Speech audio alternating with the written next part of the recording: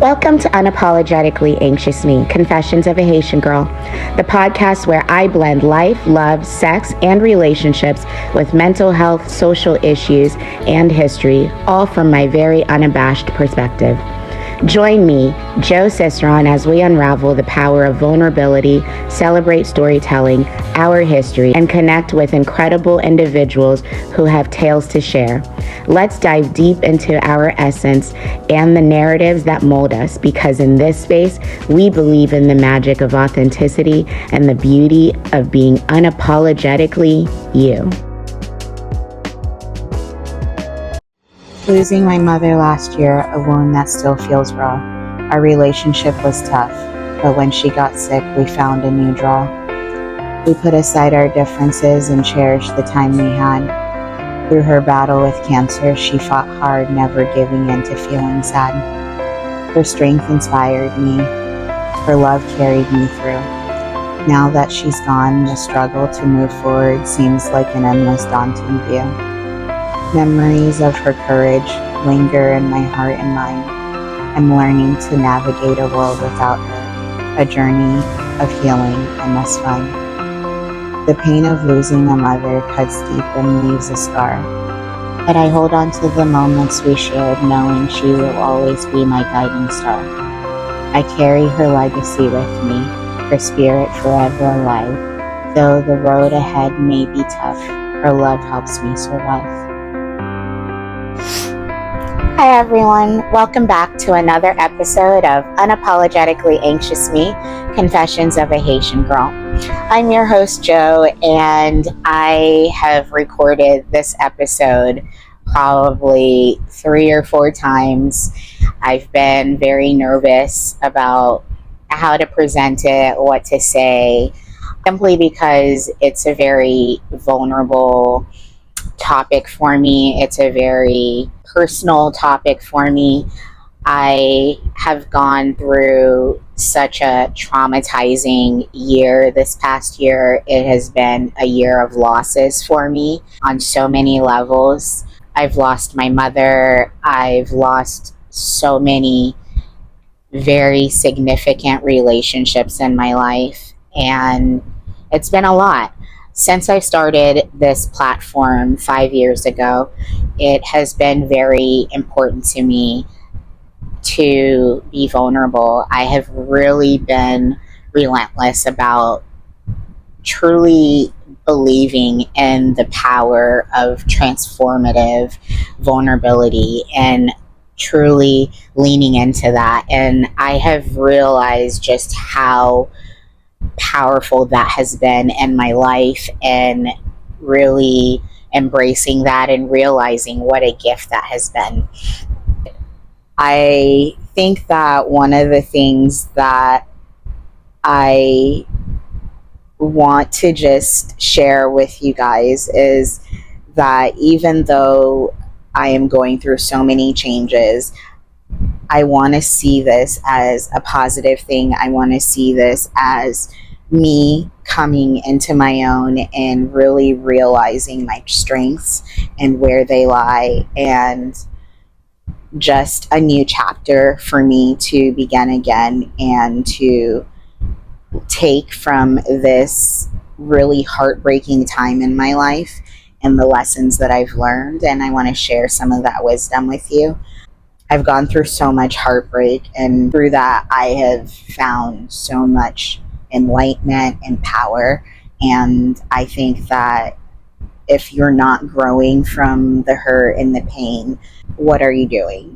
And so I really think that it's important to really reflect as you go through these things. They are growing pains, and I think it's essential to share that with you, especially being blessed with such a big platform. And you guys have been so supportive on this journey, and to be given the opportunity to talk to people and to relate to people and to hear from some of you guys and some of the things that you've also gone through, whether it was your own grief journey or your own heartbreaks.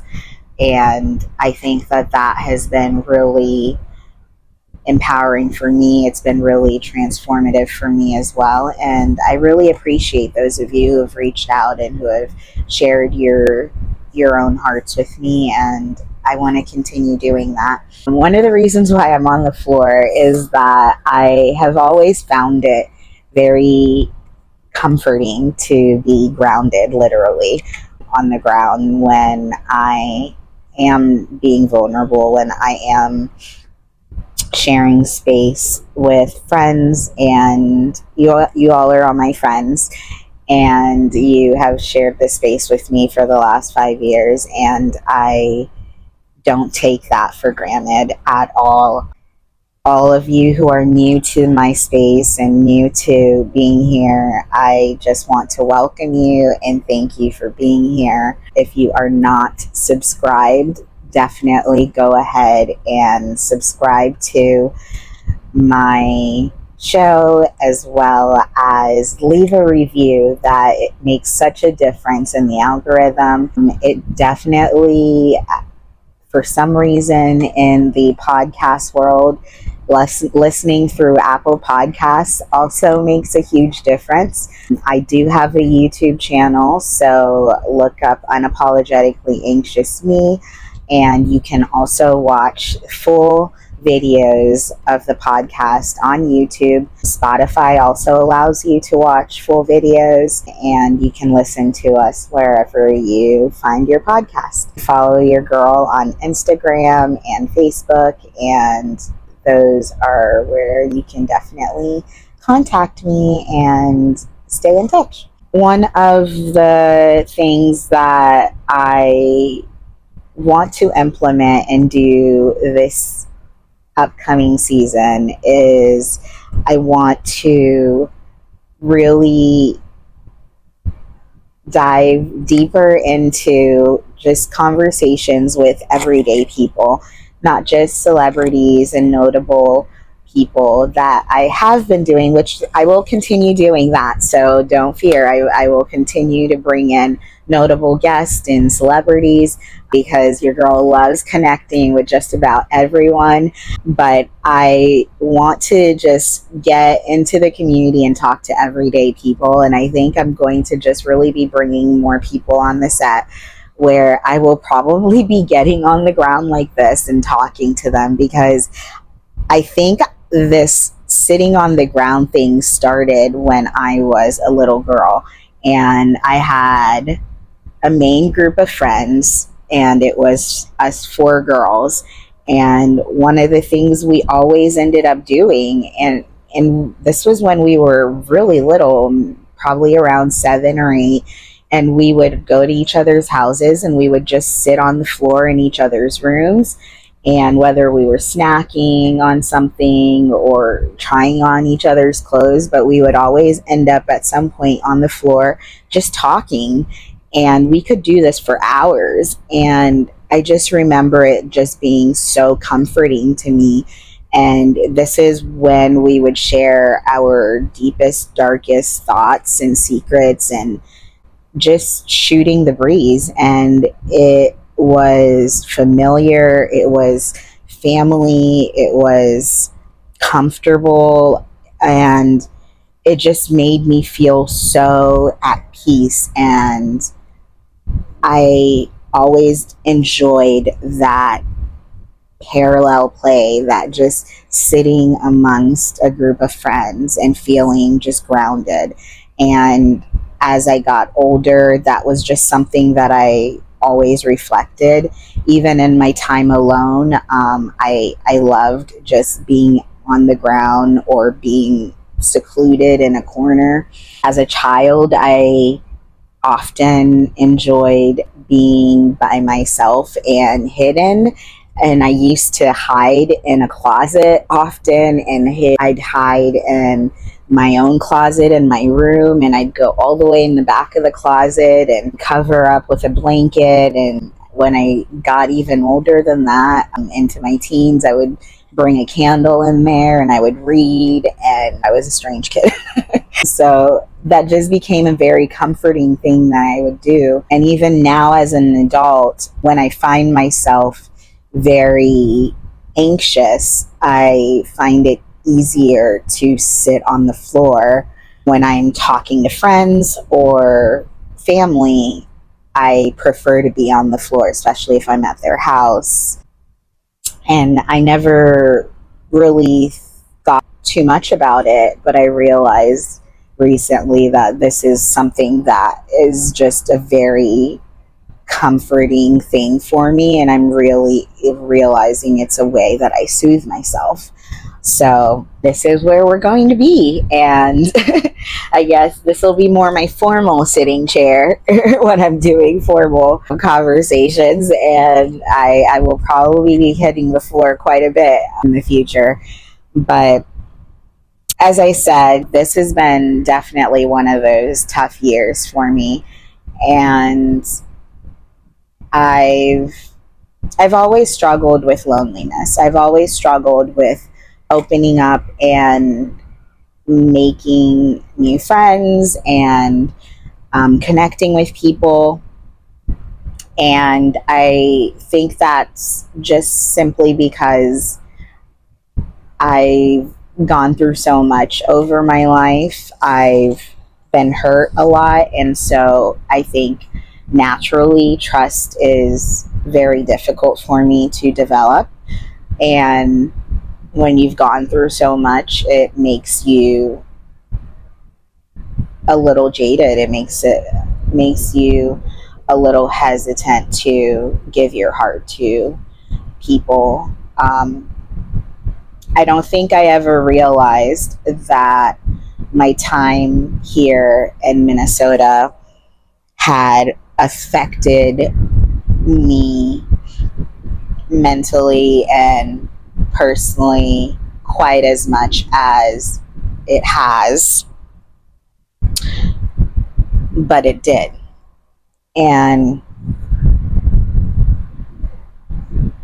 I really wish that wasn't the case. And maybe that was just what was supposed to happen. I'd be lying if I said that I didn't miss the girl I was before I stepped foot in the Midwest in 2015. The girl who moved here in 2015 was full of life. She was hopeful. She was very excited about her future and her family's future. She wasn't at all jaded or distrusting of people. She didn't have preconceived judgments. She definitely was not as educated in social issues, which is unfortunate in many ways, but blissful in other ways. You know, that ignorance is bliss. There's something to that. Um,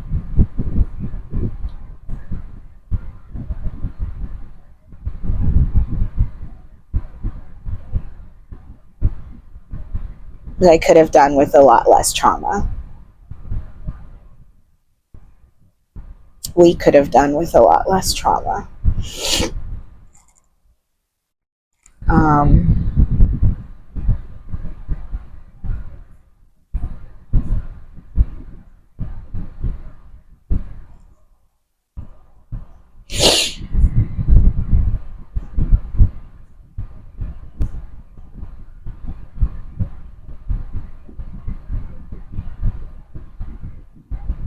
but being here,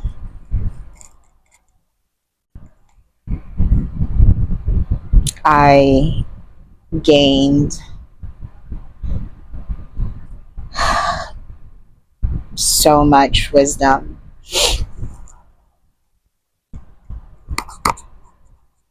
courage,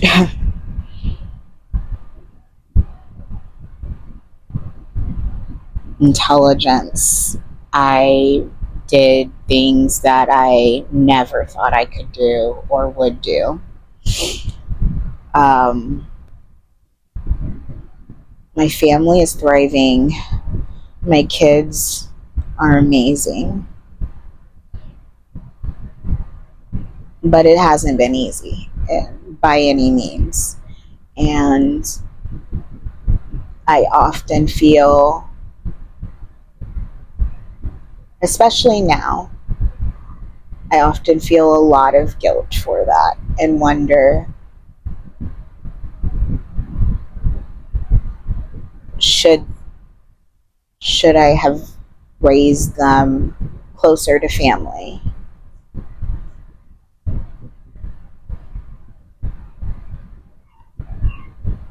We recently went home to visit, and it was the 1 year anniversary of my mother's death. So it was her heavenly birthday. And I took my kids with me home, and we spent a week with my dad and my family. And this was probably the first visit in a long time that felt like it was for us. I prioritized me and my kids. We didn't go see anyone other than the people we wanted to see. We just spent time with the family, and it was so beautiful just to see my kids play with their cousins and to spend time with my sister and my cousin, and to just talk and be, to just be family. On her heavenly birthday, we went to the cemetery and we visited her grave, and we released balloons.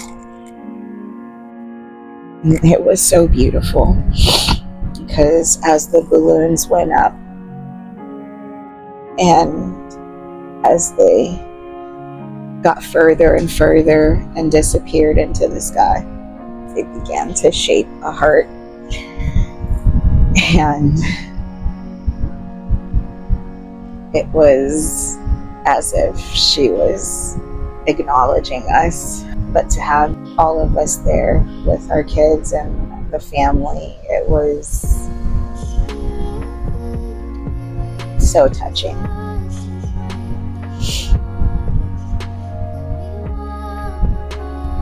It's been hard. And Dad is struggling. I think we're all struggling, but Dad is having the toughest time. 40 years they were together. We talk every day, but you run out of things to say, and after a while, nothing seems good enough. Because I have gotten tired of hearing the same words myself.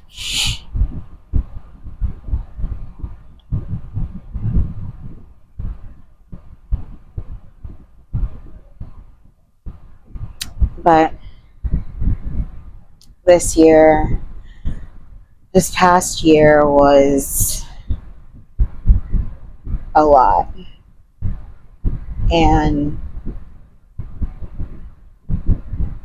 I don't think there's anything that could have prepared me for what was coming. I don't think no amount of therapy would have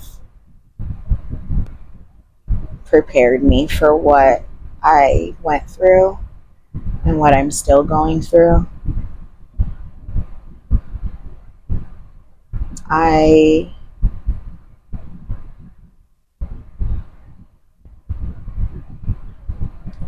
I remember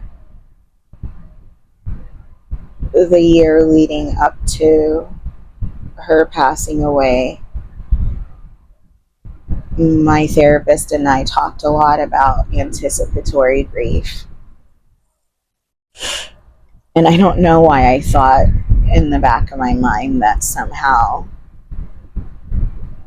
knowing that this was coming, that somehow I was going to handle it better, or that it wasn't going to be so bad.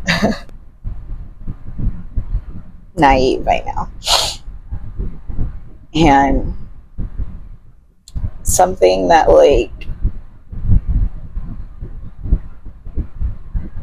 doesn't really dawn on you is that like life keeps going, you know? Life keeps going, relationships keep going.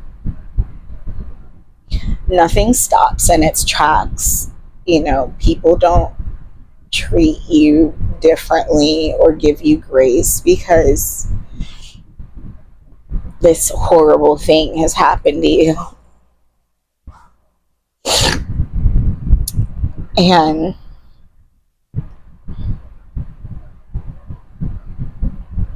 it sucks because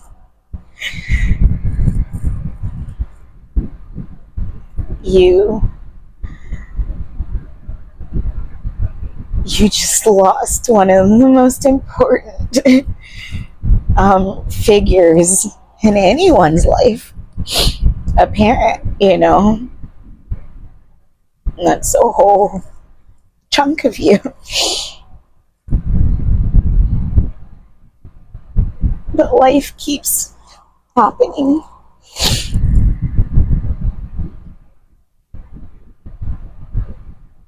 So much unraveled so quickly. And I felt like I was suffocating. Nothing, nothing was going right. Nothing made me happy. Everything that could go wrong went wrong.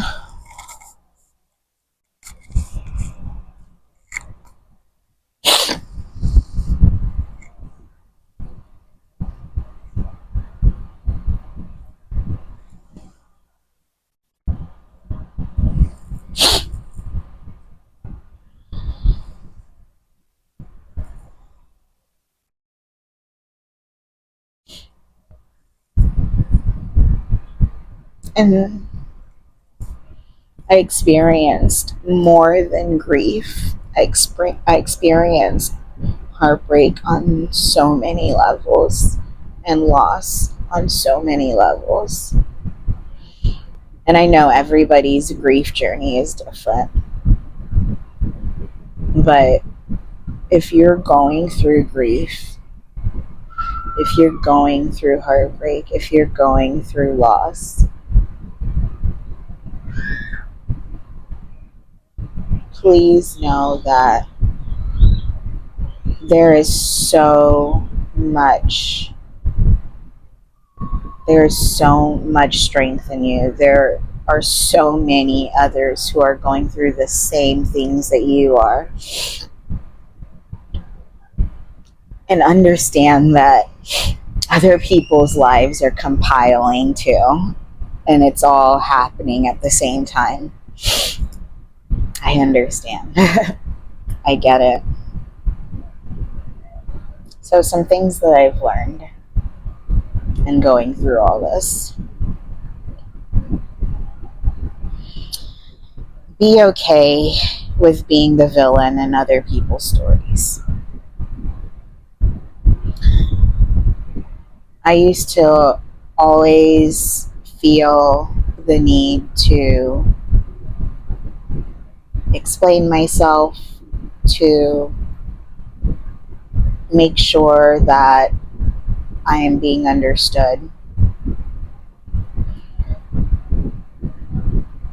And I realize that as I am learning more about my mental health and in my journey this year of really accepting and understanding my ADHD, my bipolarism, I'm realizing that these are symptoms as well. I realize that it is something that I struggle with, and it's not always necessary to explain or overly explain yourself. Some people are committed to misunderstanding you, and that's okay.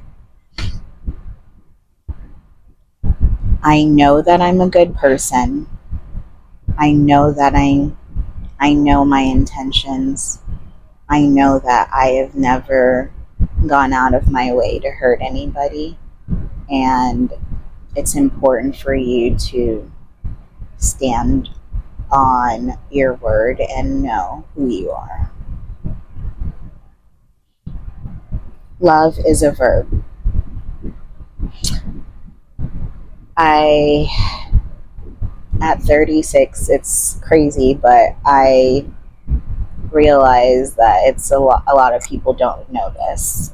Love is more than saying it. Love is action. Love is showing it. It's motion. You feel it. And that's important. Get it right with you before you worry about others. I think we spend a lot of time investing energy in other people that we very rarely realize that we are the most important relationship we will ever have. We come into this world alone and we're going to leave it alone. And as someone who have always struggled with depression and mental health, I think that I didn't realize how much I fixate on my relationships with other people without ever pouring into myself. You truly can't pour from an empty cup. And be good to yourself before you go on trying to be good to other people. What other people think of you is none of your business. It took me a long time to get here, but I genuinely do not care what other people think about me at this point in my life. I am who I am. I love who I am. I love the woman I have become. I have worked so hard to be the woman that I am. I'm so proud of the woman that I am. I'm so proud of the woman that I was raised to be. I think that life has taken me through so many trials, such an amazing journey. I have created such incredible humans, and I'm very proud of the life that I've led, and I know that this is just the beginning. There's so much more that I'm meant to do, and I have always led with empathy and love in everything that I've done and have been. And I know that. I know that in my heart. I know that for a fact. And no one can tell me differently.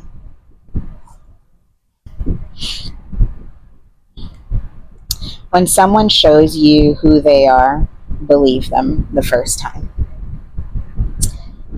This one took me a while. And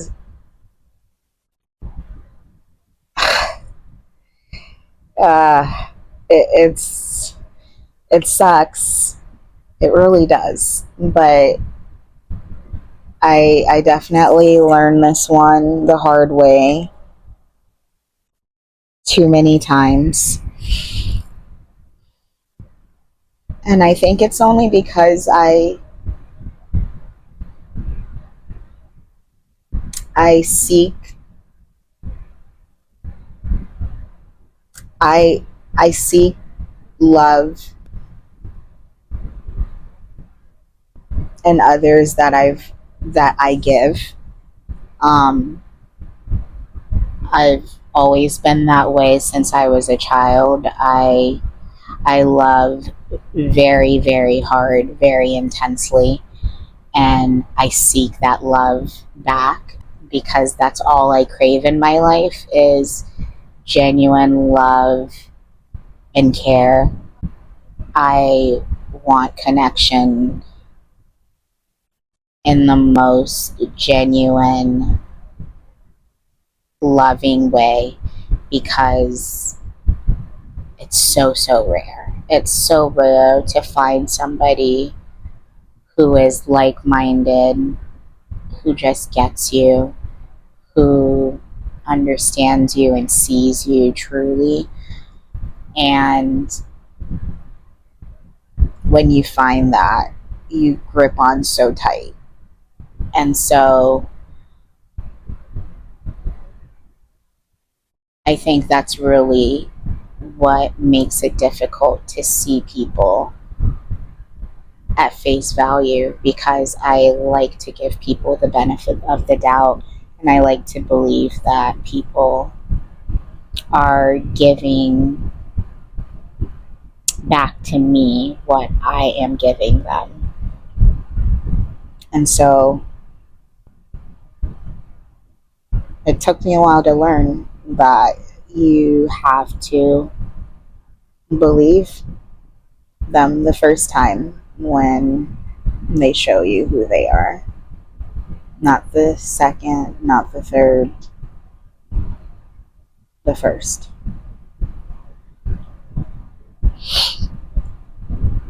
Keep your circle small.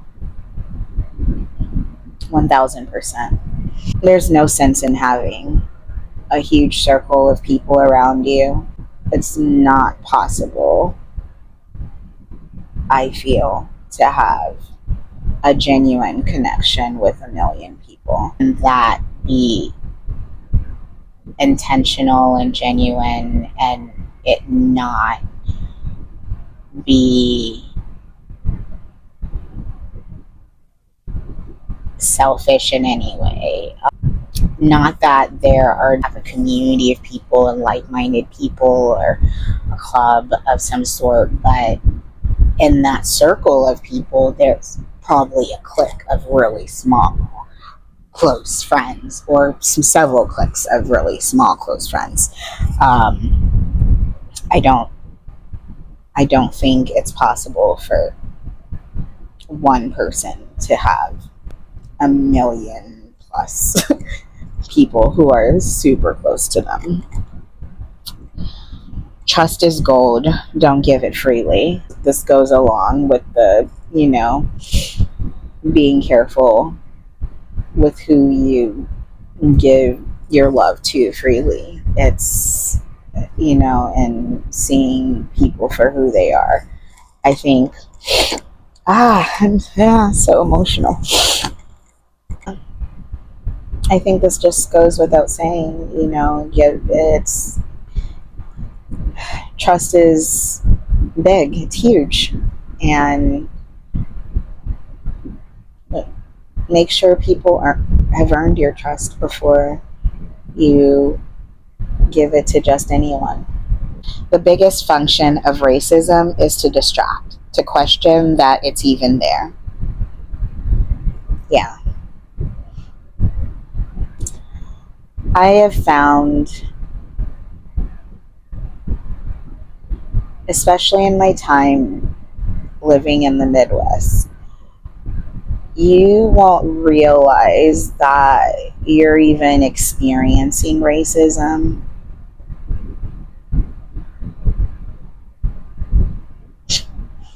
until you're really far into an experience. And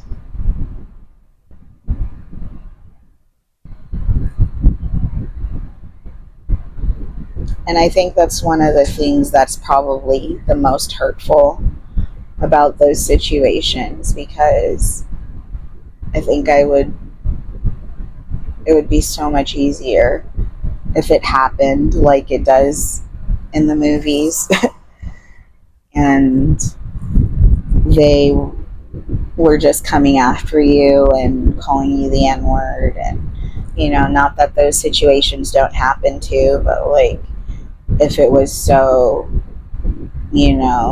macro and obvious, you would know where you stand. But it's when it sneaks up on you, or when it comes from someone you love.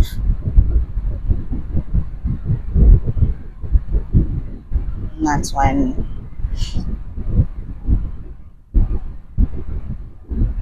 that's when you really realize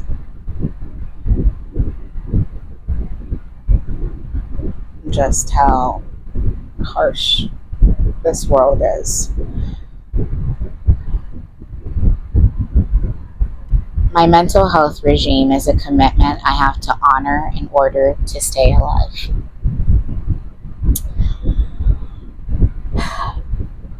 My mental health is not just a trend.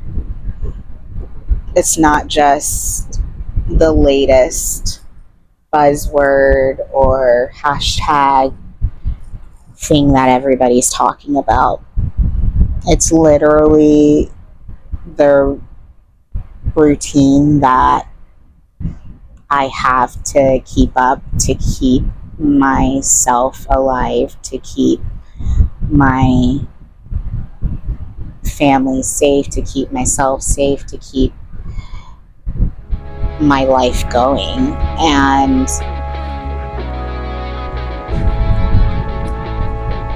it is my biggest priority in life outside of my children, my family.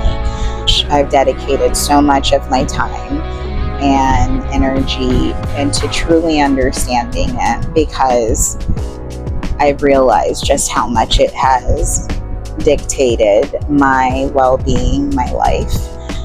And it's why I have this platform. It's why I spend so much time talking to family, friends, guests about it, because I know it is so important. I know it's such a big part of our society. It's such a big part of who we are as people.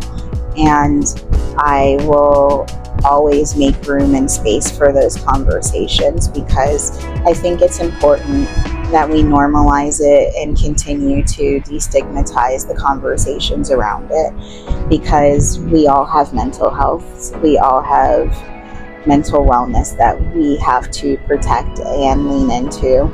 And I want to make it easier to talk about and to share these conversations with each other, because it shouldn't be taboo to share these spaces, and it shouldn't be taboo to talk about our conditions, whether that is ADHD, depression, bipolar. We should have the capacity to talk about these things without fear or guilt. I want to thank you guys for listening to this episode of Unapologetically Anxious Me, Confessions of a Haitian Girl. To have a friend so close, a bond beyond compare. But when the friendship breaks, it leaves a heart in despair. Losing my best friend, who is also a soulmate, our connection ran deep, a love I couldn't negate. They were more than just a friend, my first girl relationship divine. I fully embraced who I was, our souls seemed to align. But as time passed by, our paths began to stray. The bond we once shared slowly faded away. The breakup of our friendship left a void in this soul. Losing my soulmate took a heavy toll.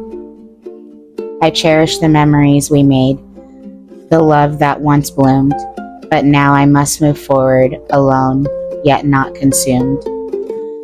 Though the pain is real and the loss profound, I hold on to the lessons learned as I stand on this solid ground. Navigating life without them, my first girl love, my once dear friend, I carry their shadow in my heart, hoping my wounds will mend. The breakup of a friendship, a loss that cuts deep, but I cherish the connection once had as I take each step, learning to heal and keep.